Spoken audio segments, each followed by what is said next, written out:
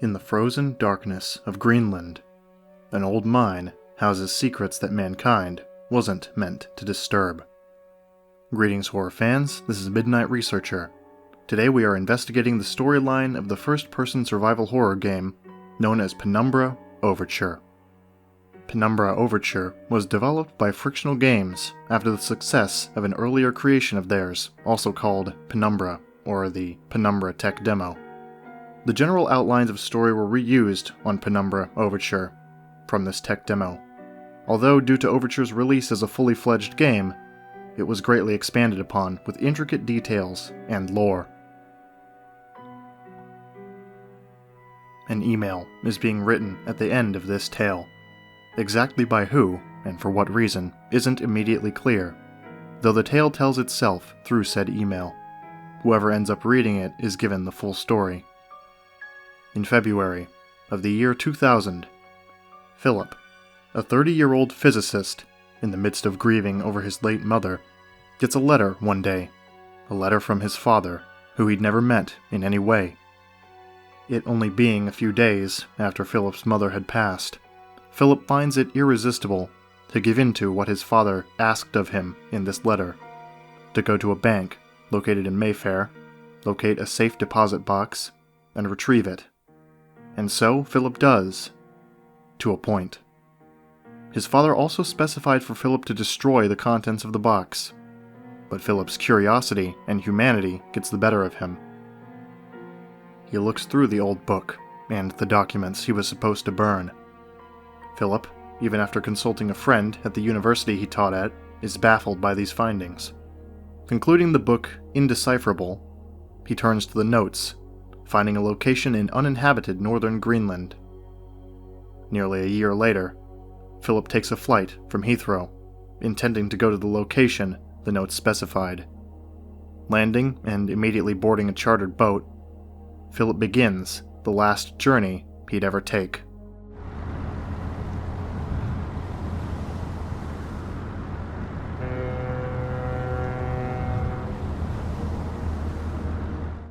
As the boat ride nears its end, Philip takes a moment to prepare his equipment, possibly violate the fisherman's privacy, and speculate on what could be out there.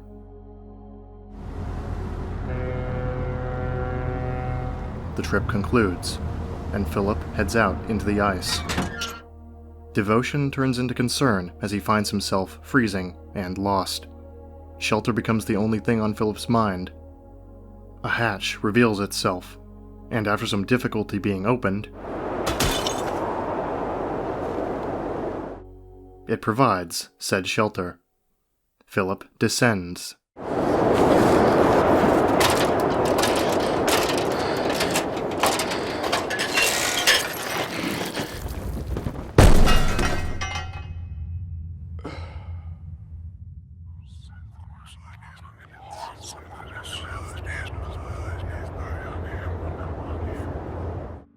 The place he finds himself in is anything but ordinary. Ammo boxes, emergency supplies, rotting shelves. There's no choice but to move forward, so Philip does.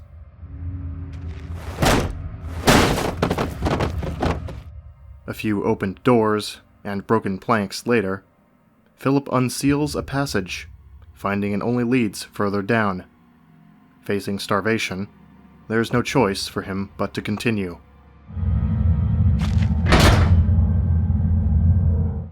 The only choice he could make also ends badly. Philip is soon sealed inside what looks to be an old mine, and it's immediately apparent he isn't alone.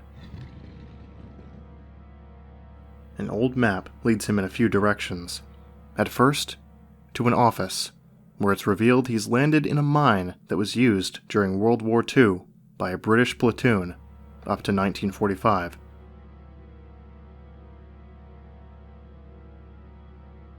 Notes concerning an explosives book lead Philip to uncover the tome and keep it for further use, as well as a bottle of Baxtrin.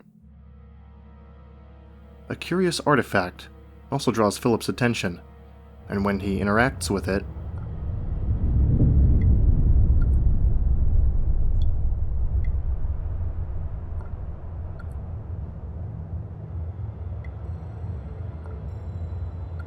confusion, and something else washes over him. Finally, an ancient newspaper copy details strange happenings in a mine, presumably the very same one Philip seems to be in. It details explanations ranging from natural causes to spirits known as the Turn Gate.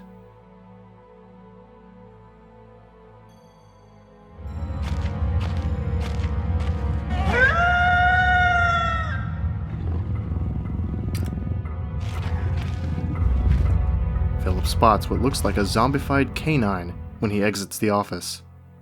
Avoiding it and proceeding further into the larger mine area, a locked door is an obstacle to progress.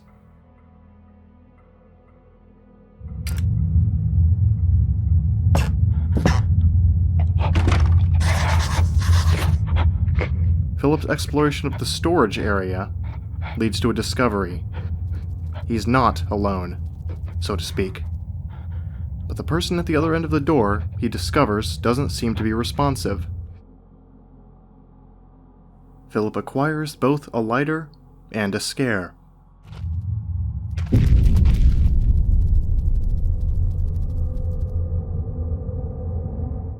Giant spiders make themselves known in the storage's lower level. Scribbled notes reveal details about the mystery person above. However, any references to a strange catastrophe are overshadowed by the writings of the person's efforts to stay alive in the old mine. It seems something happened 30 years ago to bring someone here for some reason. The survivor scribbles about feral creatures around the mine, and his eventual diet change of increasingly large spiders. After Philip gets fuel for his lighter, a meager reward for crawling through the hazardous tunnels, and travels back,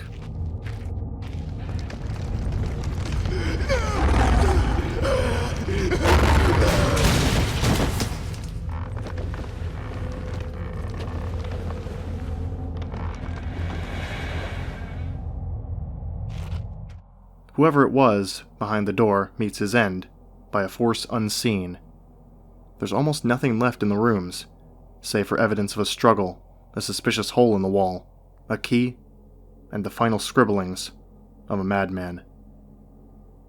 Hauntingly, this spider hater went to some extreme lengths to keep himself alive, as his tongue had been removed. The key Philip retrieved unlocks the door he encountered earlier, but he has another run-in with the dog. Dealing with it by means of stealth or reluctant force, Philip nears what looked to be the only exit, finding it caved in. A strange note Philip picks up leaves a clue to access a nearby workshop, making reference to someone called Red as well. The workshop is as gloomy as the rest of the mine. Though after finding materials and navigating a barricade, everything is in order for Philip to make a fuse.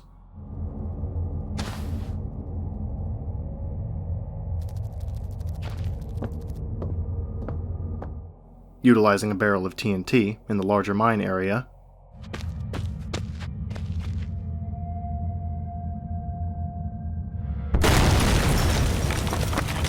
the way is cleared. This only leads Philip further down, into a newer and larger section of the mines, dark and without power. The deformed canines are down here as well, and there's clearly more than one of them prowling around.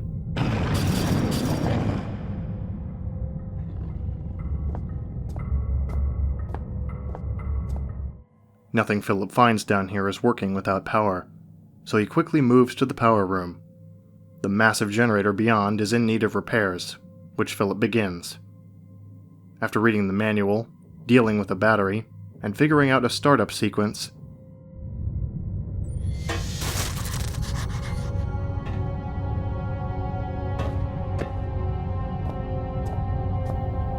a broken fuse is the last obstacle to working power. Philip further explores the mine in search of a new one. A room with a few objects, namely communication equipment, proves useful. A note he finds reveals that this mine was operational back in 1972, and that the foreman at the time was concerned about a missing radio. Philip also finds out where spare fuses are likely to be, and heads there, but not before grabbing a handheld comms radio and getting a Morse code message off of the larger unit in the room.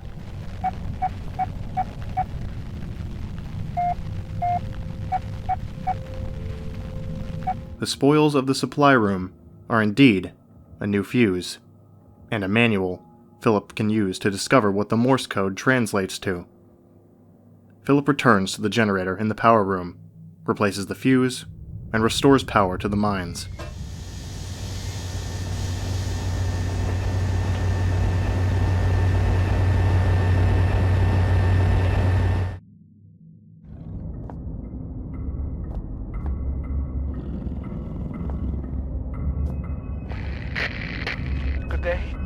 Good day, can you hear me? The Morse code from earlier lets Philip open the gate previously without power, allowing both him and another dog entry to their opposite sections. But just as he's doing so, a voice crackles out from the radio he picked up. Whoever it is rambles in a most peculiar vocabulary, but through all this, tells Philip where it is he should be going. Through the fence, the man behind the radio reveals his name as Red, the same person behind one of the notes Philip had found. Red also reveals Philip will need to use some kind of machine to meet him, as well as go-go juice. Dodging more dogs, Philip stumbles on an oddity among oddities within the tool shed. A note, written much more intelligently than those he'd found before. This Xeno report is from 1992, and seems to detail studies conducted by members of a group that aren't the average miners. The note describes an artifact very similar to those Philip has been seeing scattered throughout all the areas he'd explored so far. He also collects a saw. Philip tries to enter the storage room, but finds the door will not open. Red contacts him at this time, again providing information. As far as my eye has seen, our rocky grave extends, and yet you cast away my hope like you would a puppy, freshly rolled in its own feces. I hope that your warped sense of morality is better company than I, because now it is all you have left. But only after showing proof he's clearly far from sane. I'm sorry. Sometimes my emotions are like a disobedient pet, uncontrollable and often rolling in shit.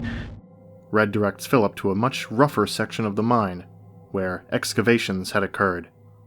This watery cave is filled with supplies that look suspiciously new compared to all the other equipment Philip has seen so far, as well as another note, this one detailing substance tests. Not much else.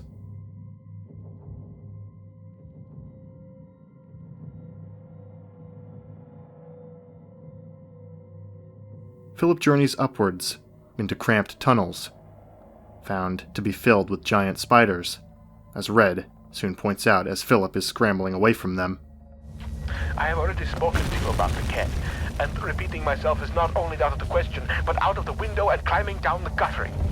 There are spiders in the tunnels that love to suck on the kidney fluids, so do not disturb the walls. They are fragile like the china vase in the hooves of the bull. Falling into the storage room, Red briefly takes joy in supposedly tricking Philip, though it doesn't actually seem there would have been another way in as it was. How does my brain flesh know your fluids are leaking? Because the Red tricked you!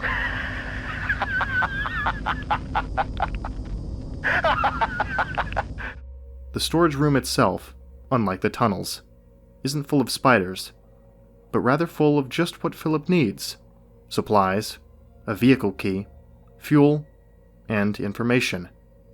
A book on Inuit mythology sheds more light on earlier findings. The Turngate. Supposedly, they are disembodied spirits capable of sabotage, possession, and other malicious deeds. It may not be a stretch to find truth in this legend for Philip, as the artifacts he's been encountering have strange properties, certainly none he himself can explain.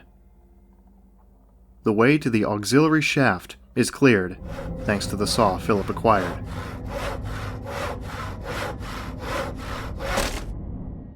A note at the end of a hall is the last object of interest in the area to Philip, and is quite lengthy at that.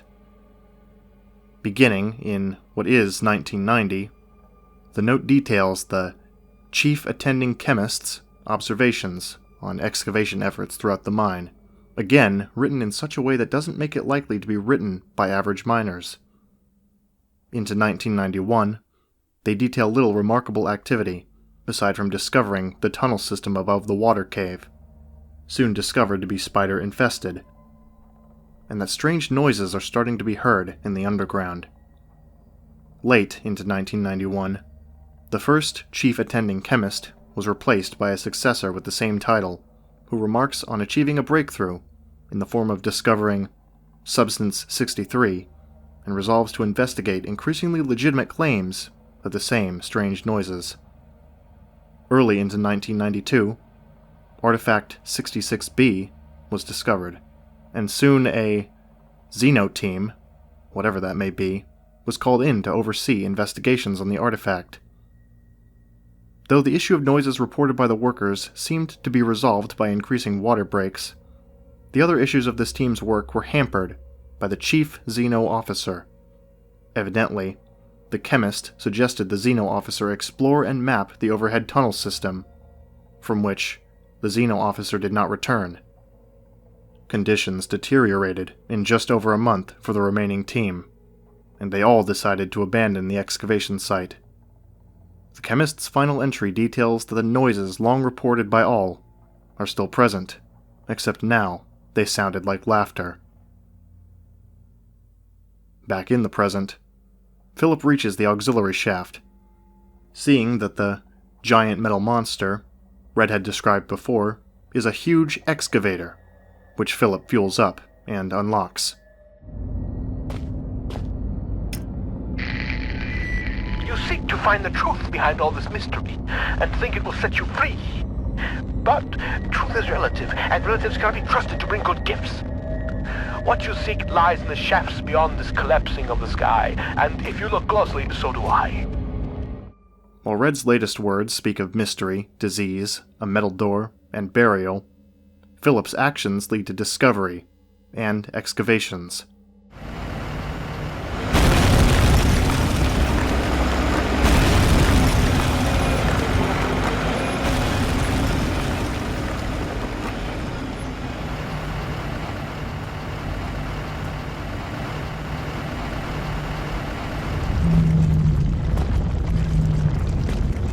Through the desolate passage, the noises that the mysterious teams encountered earlier may be what are plaguing Philip as he goes further down.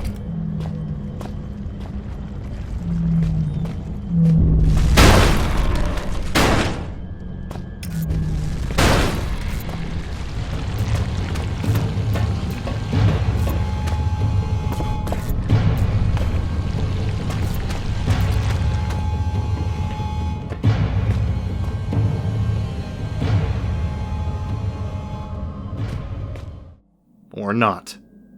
A giant worm nearly devours him, and doesn't stick around after. Little answers are ahead, as Philip dodges more spiders in order to open a door. Some documents briefly catch his eye, most from 1965, and none newer than 1970. After a rush to the exit, Philip enters the deepest section of the mine yet. Avoiding yet more canines in this place, Philip discovers both tools he can use and a security door with a passcode required which he doesn't know. The passage labeled Shaft 13 is as dreary as the rest of the mines, but is cut short by a cave-in Philip decides to navigate around rather than directly contend with. After avoiding more giant spiders, Philip finds a simple locker room, half buried in rubble and in disrepair just like everything else. Red's somber message reflects this, as the passing of several miners is apparent in the evidence presented, including a note. Unless my friends lie somewhere near you now. In the past, back again in 1972, an incident involving the mine foreman and other workers was laid out. Despite the foreman's security precautions, including a code sheet Philip finds for himself, strange sensations seemed to grip one of the workers. Shouting and injuring the others, he was briefly subdued, but ultimately went crazy and used explosives near a chemical storage area. The other miners tried to evacuate after the foreman was killed, but the elevator shaft to the surface collapsed, leaving them to a slow death. Philip collects the code sheet and leaves, noting the miners' writings about a biologist's lab. He travels to the refinery in search of an alternate path to Shaft 12. Aside from navigating the hazards of machinery, and some revealing dialogue from Red. We are now such good and lasting friends. I have gifted you with my love. Perhaps you could gift me with something. After all, the laws of politeness would be shattered if you were to appear at my party without a gift. Poor Red is so hungry. He could eat both the horse and the young rippling stable hand. Sadly, pony flesh is so hard to come by in these parts, and man meat is it's so bland. If your eyes happened upon a scurrying rodent, would you deliver the crunchy feast by way of a final meal? The refinery is mostly uneventful, and Philip gets what he searched for: access to Shaft 12. A suspiciously new brick wall is dealt with via usage of a cart.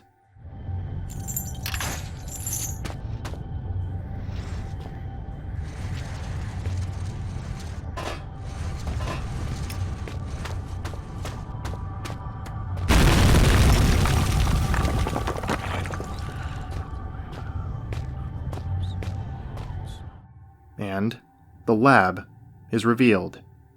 Apparently this space's past is filled with study of something very similar to the giant worm Philip encountered much earlier. Various newspaper clippings, in order of publishing, reveal the following. The older sections of the mine had final closure in 1952. A miner disappeared somewhere within the more recent sections of the mine when they were in use on December 15th, 1970. The whole area was closed again in March of 1972. Evidently, the explosives that the crazed miner set off had done much more damage than previously written about by the other doomed miners. Only 2 years later, in 1974, Greenland natives reported an unusual amount of sea traffic in proximity to the area of the mines. And, in 1993, a minor land collapse in the same area of Greenland caught the public's attention due to the same proximity to these mines. All this, while interesting, doesn't much help Philip uncover the code.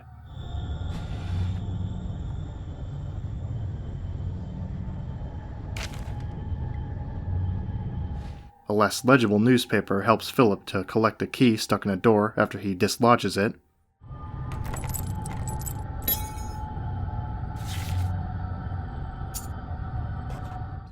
And after Red's conveniently timed warning, what's revealed is this.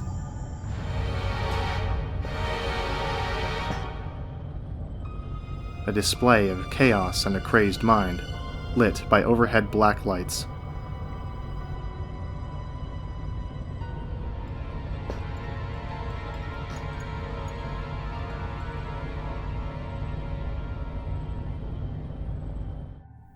The code is revealed, as well as one last collection of writing, or rather two in one document. A research paper with scrawled notes in the margins reveals two things. 1. From 1969 to 1972, a professor came into the mine and studied a species of worm. Among his findings, he concludes that naturally, over a few thousand years, these worms could grow up to be a foot in size, which means that something severely altered the worms between then and now for Philip to see them as this huge. 2. someone whose name is never revealed escaped from somewhere connected to the mines fairly recently, to the point where whoever it is guesses that it is still 2001. He manages to survive for a few days, and makes reference to something being released down in the underground. But unfortunately for Philip's investigations, ends up not writing down any specifics of what he escaped, as hopelessness takes over, and he chooses his own end to things. Really, the hunger is becoming rather uncomfortable here. How far away are you? You cannot be far. I am held captive by a wall of stone in the northeast of the mine. As in any drama, there are many roles to be played. You must act the scientist in mixing potions, act the renegade in plots of destruction. Philip, after getting the code and using it, enters Section C of the mine, the most dangerous portion yet, with canines and threat of cave-ins everywhere. Red finally gives specifics as to where he is, evidently in an incineration area. The door to the incinerator itself is stuck shut, and Philip journeys to a peculiar underground lake to try and find anything useful. The frozen lake has its own dangers, as Philip sees when he stumbles upon someone else's possessions, and the scribblings of said person as his final thoughts. In October of 2000, 2 men had camped in proximity to the lake, with one, John O., eventually becoming crazed and attacking the other, Joe Freeman. This is not dissimilar to how the crazed miner appeared to have been acting decades ago. Both men perished after falling into the lake, but not before John O. and Freeman land on opposite sides and have ample time to see their fates laid out for them. Philip makes the treacherous journey across the frozen lake himself to collect a crowbar John O. last had, and quickly leaves afterwards.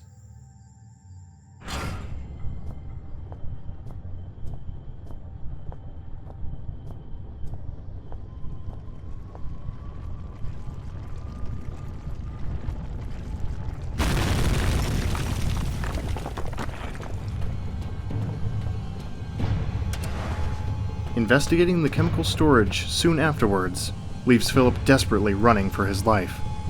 Another giant worm comes very close to killing him, but he manages to avoid, evade, and eventually obstruct the creature.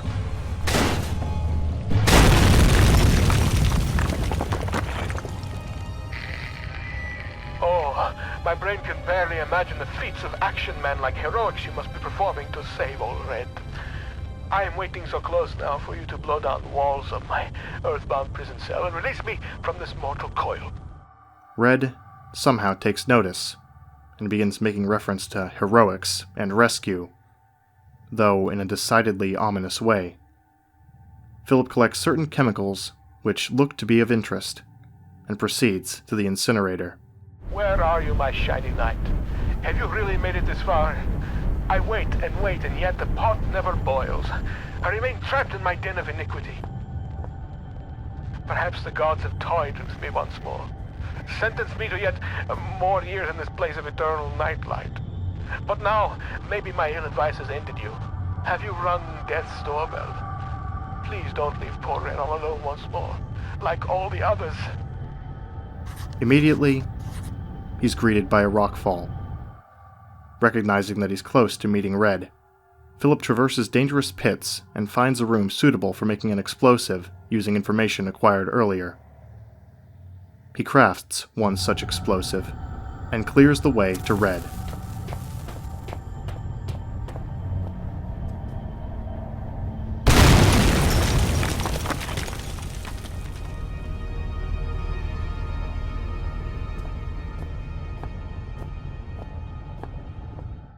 The great metal door Red spoke of is revealed to be not just another strange metaphor, but quite real, though stuck. Journeying only a bit further leads Philip to the greatest revelation of all. Good evening. You actually came. There is much that should leave my throat box now, but words elude me. You came, you are so pretty, but I have been bad. The underworld already beckons me, so I suppose one further misdemeanor will change little. It is false pretension, and not guiding light with which I have led you here. I cannot give you the answers you want. You may wish to find what it is you seek, but that is a fiction. You cannot know what it is you sought through the vast leaden doorway, or else you would seek anything else in the world. No, the key stays with me, in here. So the life that has led me, horrible as it may be, is better still than the life that waits for you, hungry behind those doors. As replacements go, you shall be admirably abnormal. But you must wonder why this metal burning chamber is talking to you in a voice you knew only as Red. For it is I, your companion, residing within. You see, I have waited for this day so many years. They won't let me die. And parts of my head are not my own. And I cannot take my life. It is against the rules. Please, the pain has gone on for so long. All I wanted was a friend, but now the time for chit-chats and marshmallows by the fire has ended, and I hope that soon so shall my life. I have knocked on the death's door for so long. Please, let him invite me in for tea. You won't be seeing much of Red himself, as Red wishes to die within the incinerator itself, and he wishes Philip to kill him. Philip does so.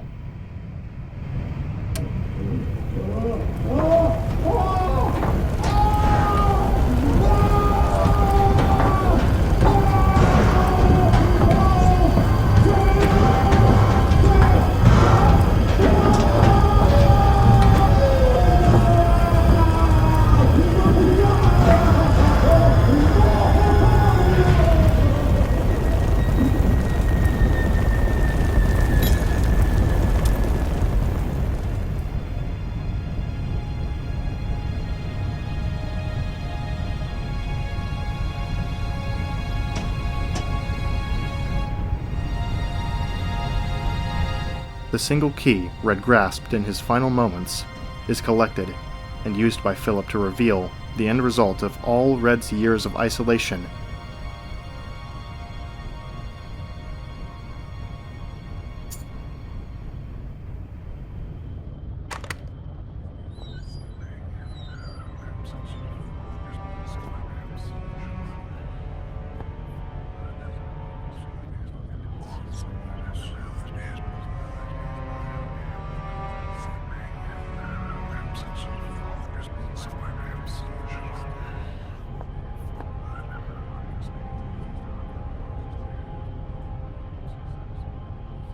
Of all the strange and bizarre objects in Red's dwelling, a final secret about him is revealed. His name, his real name, was Tom Redwood, and he was the miner who went missing back in 1970. 30 years had not been kind to him at all. Despite Red's final wishes, the last obstacles in Philip's way are cleared, and he enters the metal door. Everything beyond looks surprisingly modern, a stark contrast to everything seen up until now. A simple document on the floor holds a startling revelation. Howard Lefresque, Philip's father, is listed as chief translator for something called the Shelter. There's no more answers for Philip here, as he only walks a bit further before spotting someone peering at him from the end of a hallway.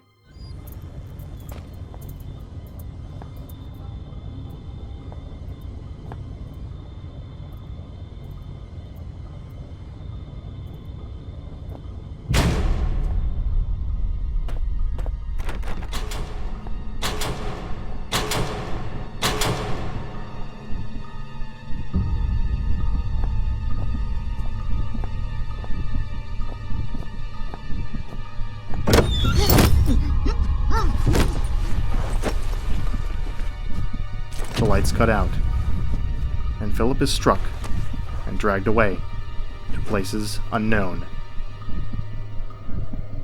And so, the events of Penumbra Overture come to a close. The story was eventually continued in Penumbra Black Plague and Penumbra Requiem, also commercially released by Frictional Games, directly moving forward with the story set up by Overture and continuing the tale of Philip. That'll close this case concerning Penumbra Overture's story. Gratitude to all horror fans for watching. I am the Midnight Researcher, and I will see you all around. Stay scared.